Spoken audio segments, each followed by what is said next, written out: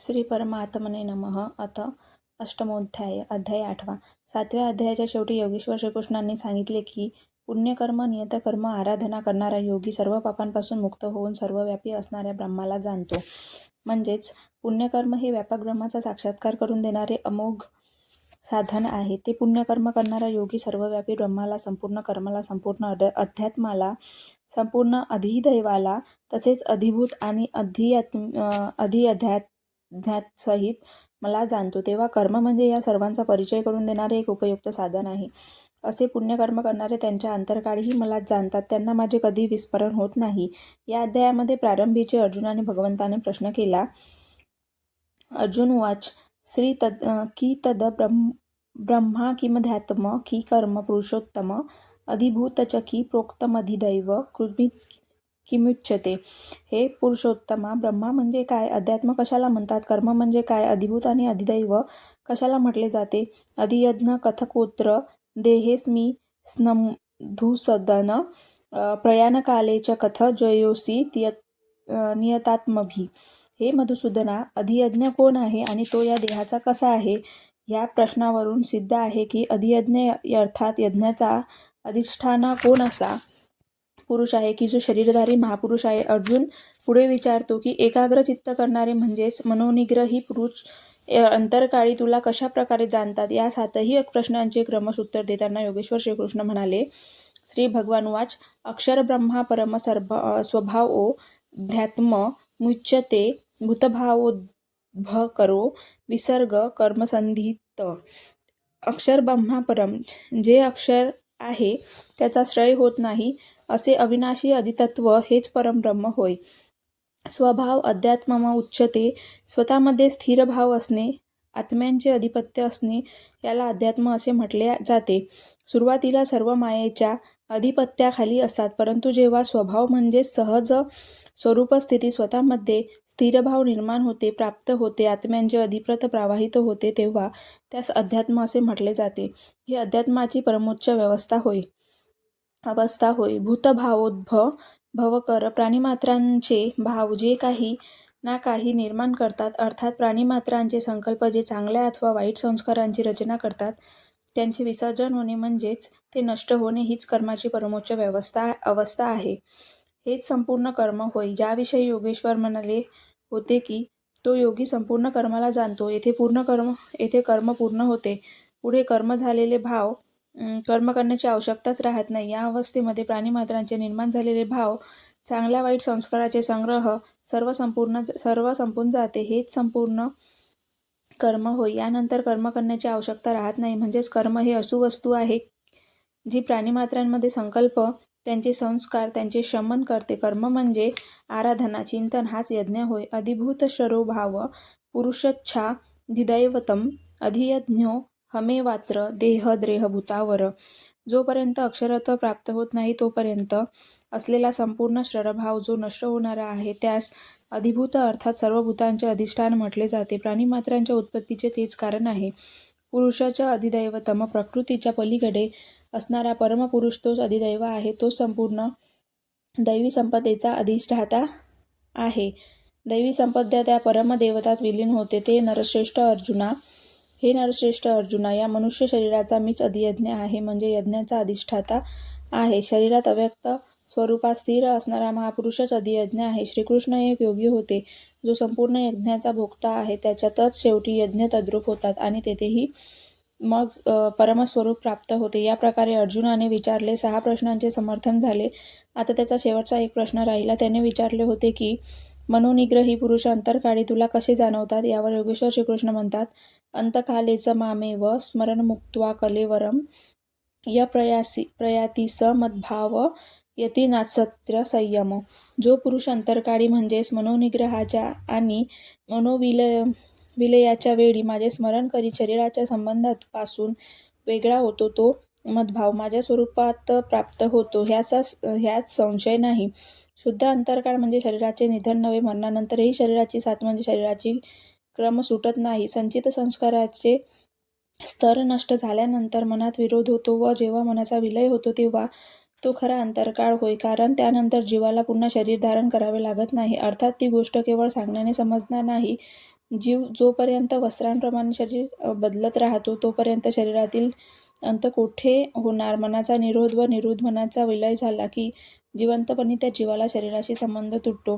ही स्थिती केवळ मरणापर्यंत प्राप्त होणारी असते. तर स्वतः श्रीकृष्णसुद्धा कधी पूर्ण पुरुष बनले नसते. त्याच्या मागे सांगितले आहे की अनेक जन्मांच्या अभ्यासानंतर ब्रह्मज्ञान प्राप्त करून घेणारा ज्ञानी म्हणजे साक्षात माझे स्वरूप समजावे. मी त्यांच्यामध्ये असतो व तो माझ्यामध्ये असतो. हीच जिवंतपणी झालेली प्राप्ती होय व जी याला होते तद्रूप झालेल्या जीवाला पुन्हा कधी शरीर धारण करावे लागत नाही. पुन्हा शरीर धारण करावे लागणे हा शरीराचा अंत होय. ज्या शरीर त्यागानंतर पुन्हा जन्म घ्यावा लागत नाही तो वास्तविक देहांत होय. दुसऱ्या लोकप्रचलित असा देहांत म्हणजे मृत्यू, ज्यामध्ये जीवाला पुन्हा जन्म घ्यावा लागतो. यय वापी स्मरणभाव त्यजत्यते कलेवरम न तैमेवैति गंतोय सदा तद्भावभावित. कौंतेया, अंतरकाळी मनुष्य ज्या वस्तूंचे भावाचे स्मरण करीत देह सोडतो तोच भाव त्यास प्राप्त होतो. मग तर हा व्यवहार सोपा आहे. आयुष्यभर मौजमजा करायची व मरताना भगवंताचे स्मरण केले की झाले. तुम्ही भगवंताप्रत जाऊन पोचाल. परंतु श्रीकृष्ण म्हणतात हे असे होत नाही. सदा तद्भाव भावित मनुष्य आयुष्यभर ज्याप्रमाणे आचरण करतो, त्याचे सतत चिंतन करतो, जी गोष्ट आवडीने अंतःकरणात असते तीच गोष्ट मरणाच्या वेळी वारंवार मनात येते. आयुष्यभर मौजमजा करून मरताना परमेश्वराचे नाव सुखासुखी ओठांवर येत नाही. तस्सा सवैषु कालेषु मामस्मर युद्धच मय्यपीर्त मनोबुद्धी मार्मो वैश्य संशयम. म्हणजेच हे अर्जुना, तू सर्व काळी माझे स्मरण ठेव व युद्ध कर. मग आणि बुद्धी माझ्याच ठायी तू अर्पण करू राहिलास म्हणजेच निश्चितपणे तू मज्रपळत येशील. भगवंताचे निरंतर चिंतन व युद्ध या दोन्ही गोष्टी एकाच वेळी करणे कसे शक्य आहे. कदाचित जय कन्हैया लाल की किंवा हर हर महादेव असे म्हणायचे व बाण सोडत राहायचे असे असेल. परंतु हे भगवंताचे निरंतर स्मरण नव्हे. स्मरण म्हणजे काय त्याचे स्वरूप सांगताना योगेश्वर म्हणतात, अभ्यासयोग युक्तेन चेतसा न्यायगामिना परमपुरुष दिव्ययती पार्थानुचिंतयन्. हे पार्था, स्मरण म्हणजे योग्याभ्यासाचे युक्त निरंतर माझे चिंतन करणे होय व माझ्याशिवाय अनन्य कोठेही चिंतन जाऊ न देणे. असे निरंतर चिंतन करणारा दिव्य महापुरुषच परमप्रकार स्वरूप. दिव्य महापुरुष म्हणजे परमात्मा प्राप्त जातो. समजा एखादी पेन्सिल म्हणजे भगवान आहे अशी तुमची श्रद्धा असेल तर तिच्याशिवाय अन्य कोणत्याही गोष्टींचा विचार तुमच्या मनात येता कामा नयेत. जर तिच्या आजूबाजूला तुम्हाला पुस्तक दिसले किंवा अन्य वस्तू दिसली तर तुमचे स्मरण खंडित झाले आहे असे समजावे. जर स्मरण जितके सूक्ष्म आहे की आराध्य ईश्वराशिवाय दुसऱ्या कोणत्याही गोष्टीचा विचार मनात येत नाही, मनात अन्य कसलाही तरंगही निर्माण होत नाही, तर मग युद्ध व स्मरण या दोन्ही गोष्टी एकाच वेळी कशा शक्य आहे. वास्तविक तेव्हा तुम्ही चित्तांचा सर्व बाजूंनी निग्रह करून आपल्या आराध्य देवाच्या ठिकाणी त्याला केंद्रित करायचा प्रयत्न असला करता, तेव्हा माईक प्रवृत्ती, काम, क्रोध, राग, द्वेष इत्यादी विघ्नरूप बनून समोर उभ्या ठाकतात. तुम्ही स्मरण करताना तुमचे मन विचलित करण्यासाठी त्या तुमच्या मनात उद्वेग निर्माण करतात. त्या बाधारूपाने प्रकट होणाऱ्या बाह्य प्रवृत्तीचे दमन करणे, त्यांच्यावर विजय मिळवणे हेच युद्ध होय. निरंतर चिंतन केले तरच या माईक प्रवृत्ती नष्ट करणे शक्य होते. म्हणून निरंतर चिंतन करीतच युद्ध करणे संभव असते. गीतेमधील कोणताही श्लोक बाह्य हाणामारीचे समर्थन करीत नाही. चिंतन कोणाचे करावे याबाबत श्रीकृष्ण म्हणतात, कवी पुराण म्हणू शासितार मनोरनियांस समनुस्मरेघ सर्वस्व धातारम चित्यनरूप माधुर्यवर्ण तमस परस्तात. असे हे युद्ध करीत तो पुरुष सर्वज्ञ, अनादि, सर्व विश्वांचा नियता, परमाणुपेक्षाही सूक्ष्म, सर्वांचे भरणपोषण करणारा, परंतु अचित्य उगोचर. जोपर्यंत चित्त व चित्तातील लेशमात्र विचारतरंग शिल्लक असले तोपर्यंत तो अगोचर असतो. जेव्हा चित्तांचा निरोध व विलय होतो तेव्हाच तो प्रकट होतो. तेव्हाच त्याचे स्वरूप विलीन होते. नित्य प्रकाश स्वरूप आणि अज्ञानरूपी अंधकाराच्या पलीकडे असणाऱ्या परमात्म्याचे स्मरण करतो. आधी म्हटले होते की तो माझे चिंतन करतो. येथे म्हणतात परमात्म्याचे चिंतन करतो. तात्पर्य चैतन्याचे चिंतन. ज्ञान म्हणजेच तत्वस्थित महापुरुषाचे ज्ञान करणे. प्रयाणकाले मनसाचलेन भक्त्यायुक्तो योगबलेन चैव भूर्वो मध्य प्राणमावेश सम्यक सत्पर पुरुषमैपैती दिव्यम. जो निरंतर त्या परमात्म्याचे स्मरण करतो तो भक्तियुक्त पुरुष प्रयाणकाले मनाच्या तद्रूप अवस्थेत योगबलाने म्हणजेच नियतकर्माच्या आचरणाने युक्त होऊन 2 भुवयांच्या मध्यमाची प्राणवायूंची योग्य प्रकारे स्थापना करून प्राण अपाम वायूंची गती सम करून अंतर्यामी कसलाही उद्गीत निर्माण न होऊ देता ब्रह्मसंस्कार ग्रहण न करता रत सतरजतम यांना योग्य प्रकारे शांत करून योग्य भावपूर्ण अवस्थेत तो अचल मनाचा म्हणजे स्थिर बुद्धीचा पुरुषा दिव्य पुरुष परमात्म्याप्रत जातो. परमात्म्याची प्राप्ती म्हणजेच योग होय. त्यासाठी नियतकर्माचे आचरण करणे हीच योगक्रिया आहे व त्याचे सविस्तर वर्णन योगेश्वर श्रीकृष्णांनी 4थ्या व 6व्या अध्यायात केले आहे. येथे त्यांनी म्हटले आहे की योगधारणेमध्ये स्थिर राहून माझेच निरंतर स्मरण कर. असे माझे निरंतर स्मरण करणारा दिव्य अशा पुरुषाप्रत जातो व नंतर त्याचा कधी विसर पडत नाही. अंतरकाळी परमात्म्याला कसे जाणले जाते हा अर्जुनाच्या प्रश्नाचे अशा प्रकारे येथे निरसन केले आहे. आता जे पद प्राप्त करावयाचे आहे व गीतेमध्ये प्रत्येक ठिकाणी त्याचा उल्लेख आहे त्याचे वर्णन पाहूया. अदक्षर वेदविदो वदन्ति विशन्ति उघ्यतयो वीतरागा यदंच्छतो ब्रह्मचर्य चरन्ति तत्ते पद सद्ग्रहेण प्रवर्षे. वेदविद म्हणजे अविदित तत्वाला प्रत्यक्ष जाणणारे वेदवेत्ते, ज्या परमपदाला अक्षरम अक्षर अविनाशी म्हणतात. विरक्त महात्मा ज्यामध्ये प्रवेश प्राप्त व्हावा म्हणून प्रयत्नशील असतात. ज्या परमपदाची इच्छा करणारे ब्रह्मचर्य व्रताचे पालन करतात. येथे ब्रह्मचर्य म्हणजे केवळ जननेंद्रियाचा निरोध नव्हे तर ब्रह्मआचरित व सब्रह्मचारी सर्व प्रकारच्या बाह्यस्पर्शाचे मनाने त्याग करून ब्रह्माचे निरंतर चिंतन करणे स्मरण करणे म्हणजेच ब्रह्मचर्य होय. असे ब्रह्मचर्य तुम्हाला ब्रह्माचे दर्शन करविते व ब्रह्मस्थिती प्रदान करूनच शांत होते. अशा आचरणाने केवळ एकाच इंद्रियांचा संयम नाही तर सर्व इंद्रियाचा संयम आपोआप होतो. अशा प्रकारे ब्रह्मचर्य व्रताचे जो आचरण करतो, जे हृदयामध्ये साठवणे योग्य आहे, जे धारण करणे अत्यंत उचित आहे, ते पद मी तुला सांगतो. ते पद कसे आहे, अशा प्रकारे प्राप्त कसे होते यावर योगेश्वर श्रीकृष्ण म्हणतात. स्वरद्वारानी संयमन मनोहदी निरुध्यच मर्ध्याधात्मान प्राणिमास्थियो योगधारणाम. सर्व इंद्रियांचे दरवाजे बंद करून म्हणजेच इंद्रियांना वासनांपासून दूर ठेवून हृदयाच्या ठिकाणी मनाचा निरोध करून ध्यान हृदयातच होते परंतु बाहेर होत नाही. पूजा कधी बाहेर होत नाही. प्राणाचा म्हणजेच अंतःकरणातील सर्व व्यवहारांचा बुद्धीमध्ये निरोध करून योगधारणेमध्ये स्थित होऊन योगाला धारण करावयाचे असते, दुसरी पद्धत नाही. अशा प्रकारे ओमित्येकाक्षर ब्रह्मा व्याहरणस्मा मनुस्मरण यप्रयाती त्यजत्येह यती परमागतिम. जो पुरुष ओम इति ओम जे अक्षर ब्रह्माने घोतक आहे त्याचा जप व माझे स्मरण करीत देहत्याग करतो त्याला परागती प्राप्त होते. श्रीकृष्ण एक योगेश्वर परमतत्वांमध्ये स्थित असणारे महापुरुष आणि सद्गुरू होते. योगेश्वर श्रीकृष्णांनी सांगितले की ओम अक्षर ब्रह्मांचे घोतक आहे, तू त्याचा जप कर आणि माझे ध्यान कर. परमप्राप्तीत झालेल्या प्रत्येक महापुरुषाचे नाव तेच असते की ज्याची त्याला प्राप्ती होते व ज्यात तो विलीन होतो. म्हणून श्रीकृष्णांनी जप ओमचा सांगितले आहे व ज्ञान स्वतःचे करायला सांगितले. त्यांनी कृष्ण कृष्ण असा नामजप करायला सांगितला नाही, परंतु कालांतराने भाविकांनी तसा नामजप सुरू केला. अर्थात त्यांच्या श्रद्धेप्रमाणे फळ मिळते. कारण योगेश्वरांनी सांगितले आहे की जेथे मनुष्याची श्रद्धा दृढ होते तेथे मीच त्यांच्या श्रद्धेला पुष्टी होतो, तसेच त्याला तसे फळही देतो. भगवान श्रीकृष्णांनी राम नावाचा जप करण्यास भर दिला. रमन्ते योगिन यास्मिन्स राम रा औरम के बीच के कबीरा रहा लुकाय.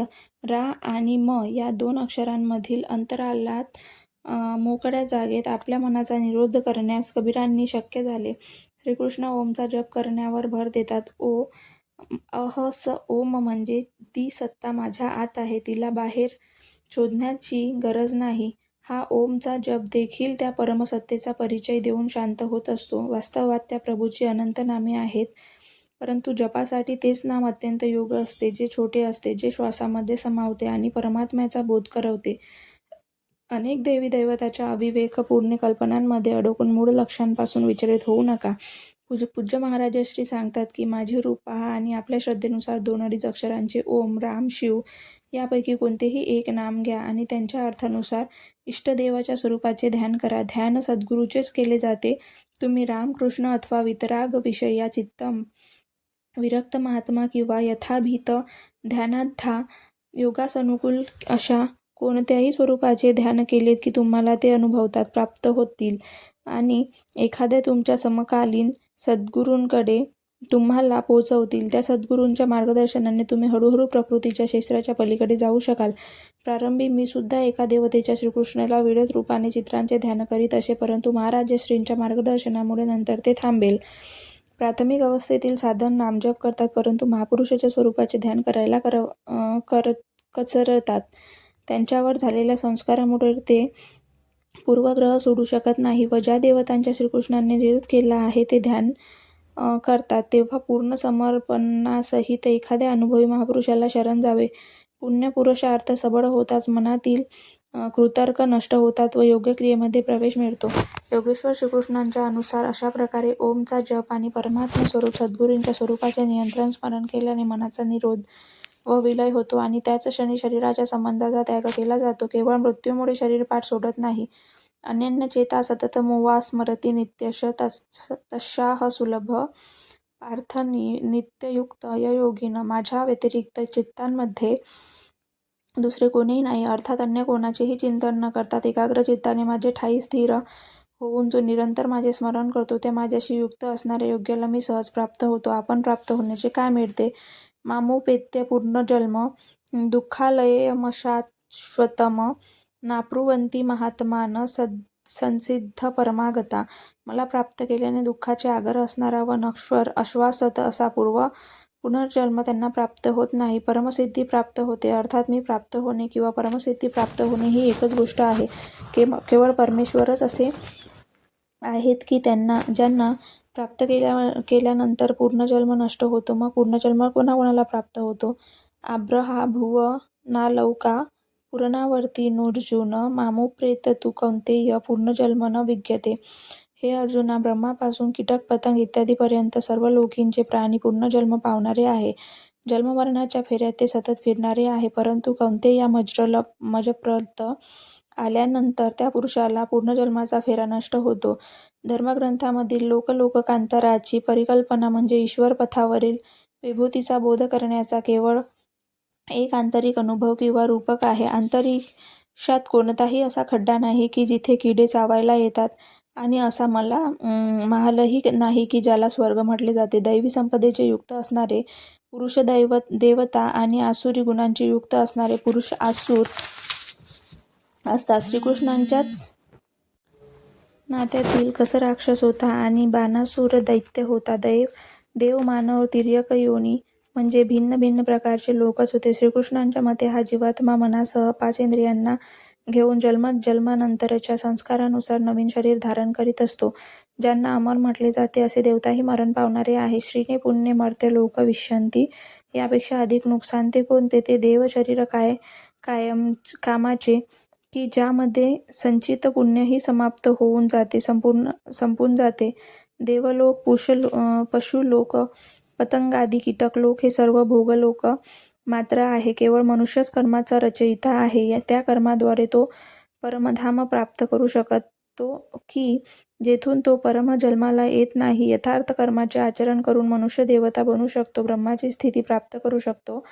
परंतु जोपर्यंत मनाचा निरोध व विलय करून परमात्म्याचा साक्षात्कार करून परमभावामध्ये स्थिर होत नाही तोपर्यंत त्याचा पुनर्जन्म चुकत नाही. उपनिषदे त्या सत्याचे स्पष्टीकरण करताना सांगतात, यदा सर्वे प्रमुच्यते कामा योष्य हृदयश्रिता अथ प्रतो मृतो भवत्यस्त्र ब्रह्मा समश्नुते.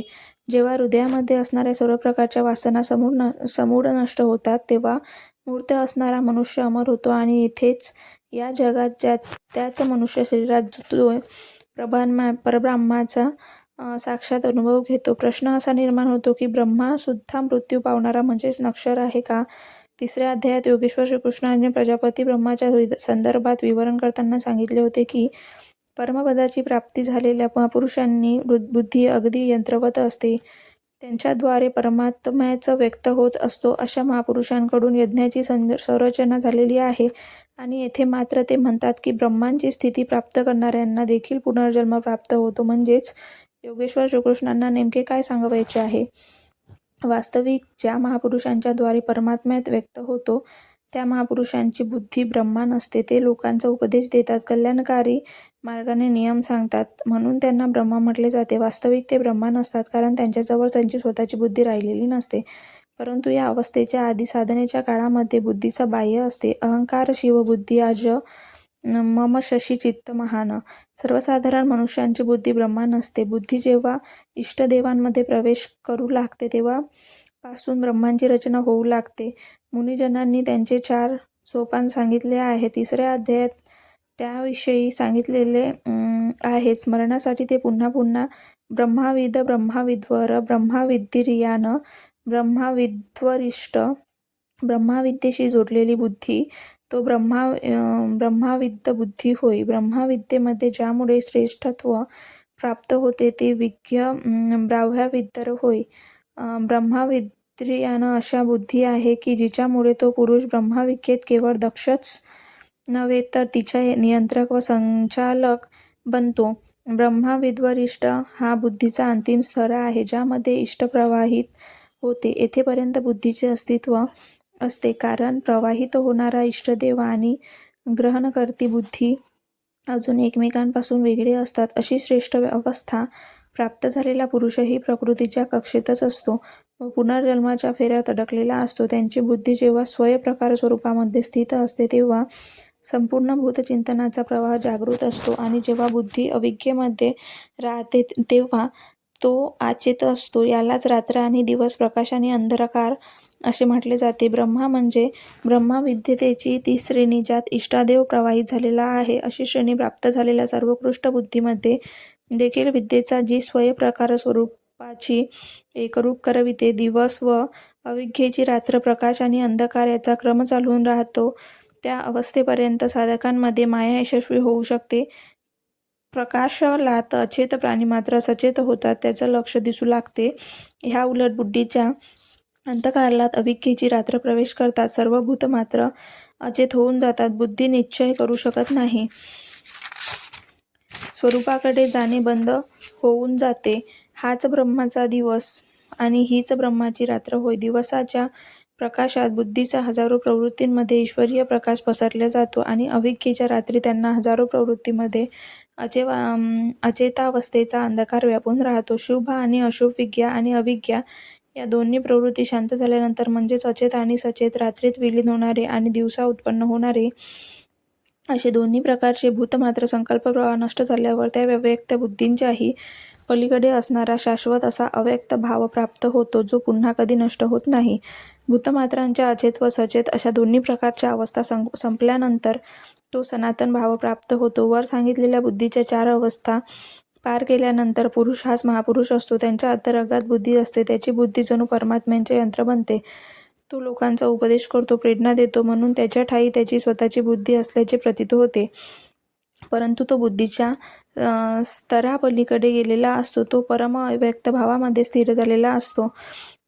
आता त्याच पुनर्जन्म होत नाही, परंतु तो अव्यक्त स्थितीला आधी जोपर्यंत त्याच्यापाशी स्वतःची बुद्धी असते तोपर्यंत तो ब्रह्मा असतो.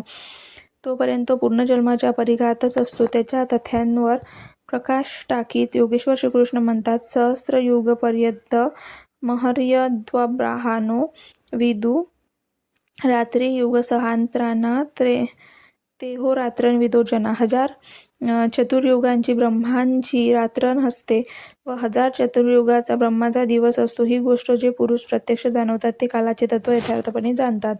प्रस्तुत श्लोकात दिवस व रात्र हे विद्या आणि अविद्या यांचे रूपक आहे. ब्रह्माविद्येची संयुक्त असणारी बुद्धी ब्रह्मांची प्रवेशिका असते, तर ब्रह्माविद्यरिष्ठ बुद्धी म्हणजे ब्रह्मांची पराकाष्ठा असते. विद्येची संपूर्ण असणारी बुद्धी हीच ब्रह्मदेवतेचा दिवस होय. जेव्हा विद्या कार्यरत होते तेव्हा योगी स्वरूपाकडे अग्रेसर होतो. अंतःकरणातील सहस्र प्रकृतीमध्ये ईश्वरीय प्रकाशाचा संचार होतो. त्याच प्रकारे तेव्हा अज्ञारूपी रात्र सुरू होते, तेव्हा अंतःकरणाच्या सहस्र प्रवृत्तीमुळे मायेचे द्वंद्व प्रवाहित होते. ह्या अवस्थेमध्ये प्रकाश आणि अंधकाराचे अस्तित्व राहते. नंतर या विद्येचे अस्तित्व राहते. या अविद्येचे कारण परमतत्व परमात्म्याला विलीन होते.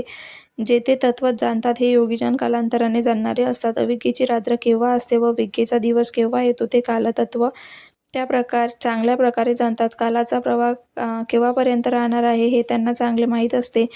पूर्वीचे विद्वान अंतःकरणाला चित्त अथवा केवळ बुद्धी केवळ संबोधित असत. कालांतराने अंतःकरणाचे विभाजन मन, बुद्धी, चित्त व अहंकार या 4 प्रमुख प्रवृत्तीमध्ये केले गेले. तसे पाहता अंतःकरणाच्या प्रवृत्ती अनंत आहे, पण 4 मुख्य प्रवृत्ती आहे. बुद्धीच्या अंतरंगातच अविद्येची रात्र होते व तेथेच विद्येचा दिवसही होतो.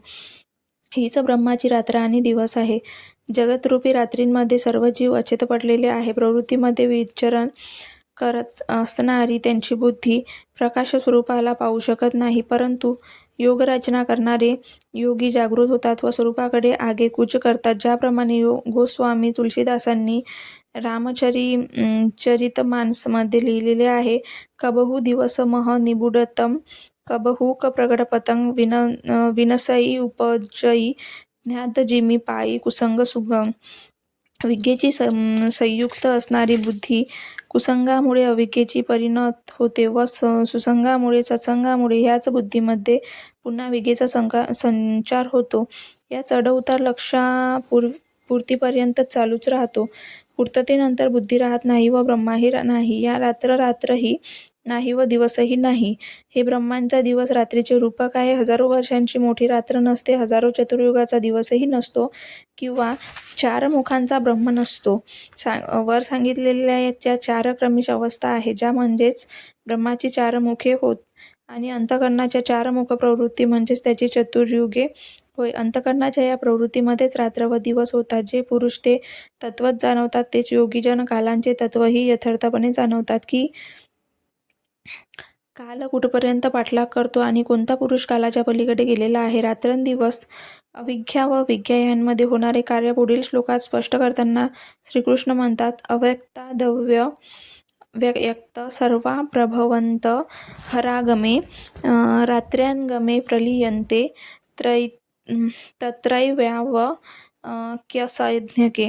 ब्रह्माचा दिवस सुरू होताच म्हणजे विद्येचा दैवी संपदेचा प्रवेश होताच सर्व प्राणी अव्यक्त बुद्धीमध्ये जागृत होतात आणि रात्र सुरूच होतात त्याचा अव्यक्त दृश्य बुद्धीमध्ये जागृत झालेले सूक्ष्म तत्व अचेत होते.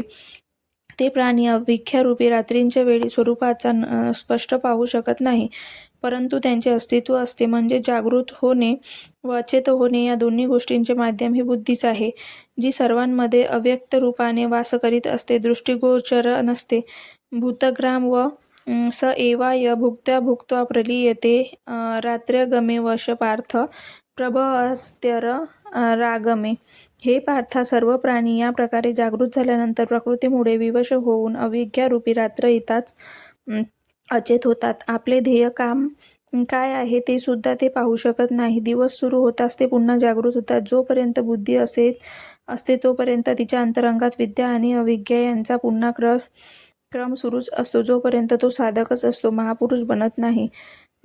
परस्तमास्तु भवो न्यो व्यक्तो व्यक्तात्सनात्सन यस सर्वेषु भूतेषु नश्यत्सु स न विनश्यति.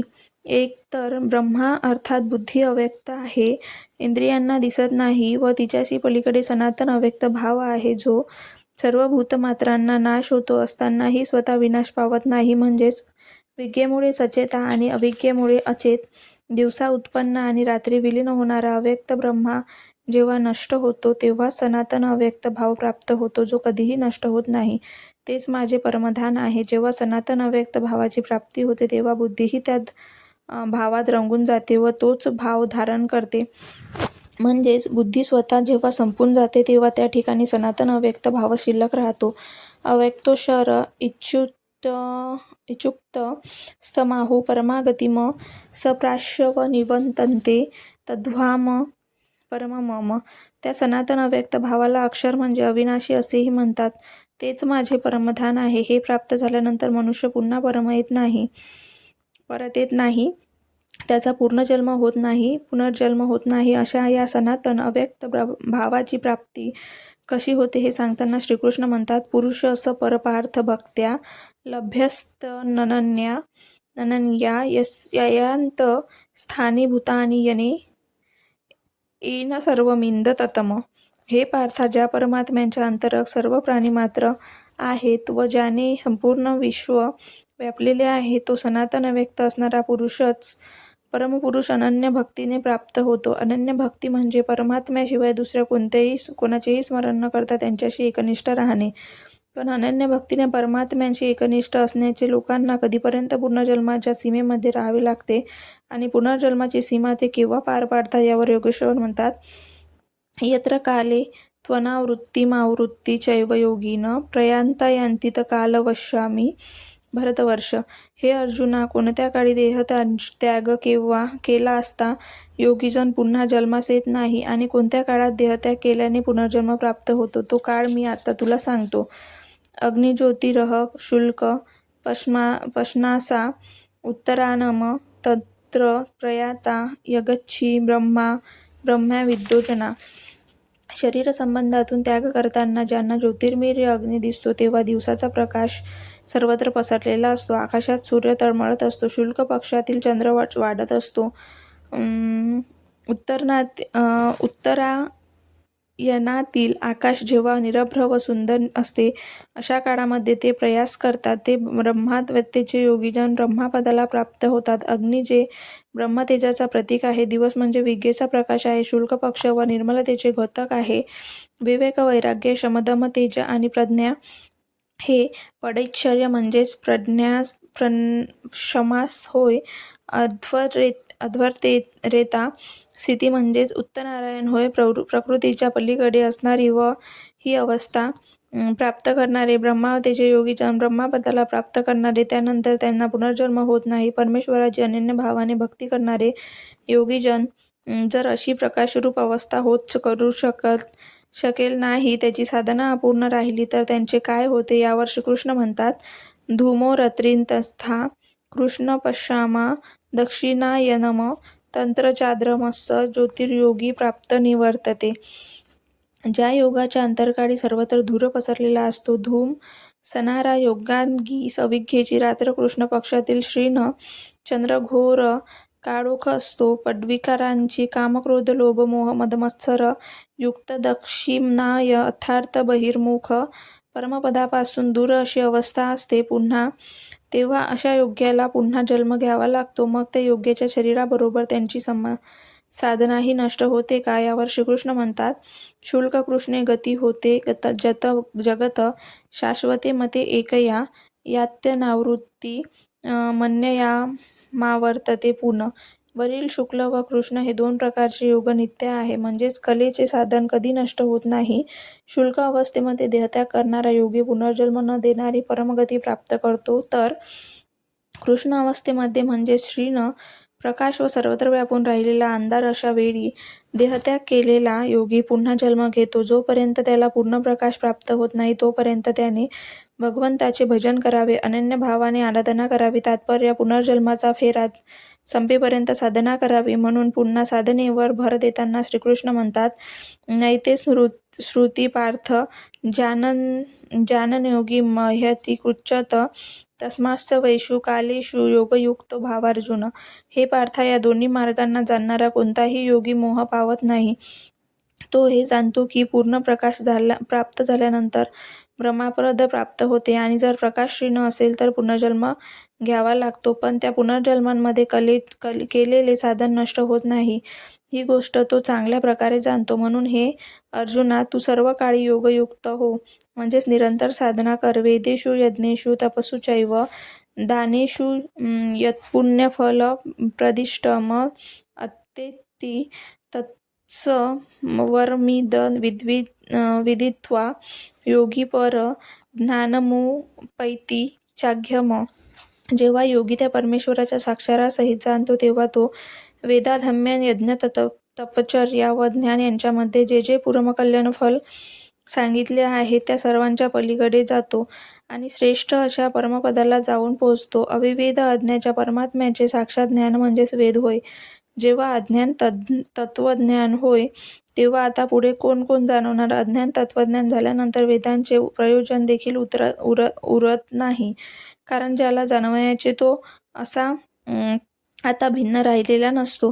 परमपदाचे ज्ञान होईपर्यंत भजन, आराधना, नियतकर्म करणे आवश्यक असते. तत्वविधीन झाल्यानंतर आता कुणाचे भजन करावे याचे लक्ष प्राप्त होईपर्यंत मानसहित सर्व इंद्रियांचा निरोध करून साधना करणे आवश्यक आहे. लक्ष प्राप्त झाल्यानंतर आता कशासाठी साधना करायची?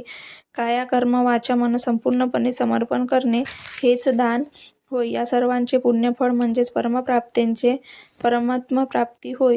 आता तर हे फळही त्यांच्यापासून वेगळे राहिलेले नसते. त्यामुळे आता तो गोष्टींची आवश्यकता राहत नाही. तो योगी यज्ञ तपश्चर्या दान यांच्या पलीकडे गेलेला असतो. या योग्याला अव्यक्त अशा परमपदाची प्राप्ती होते.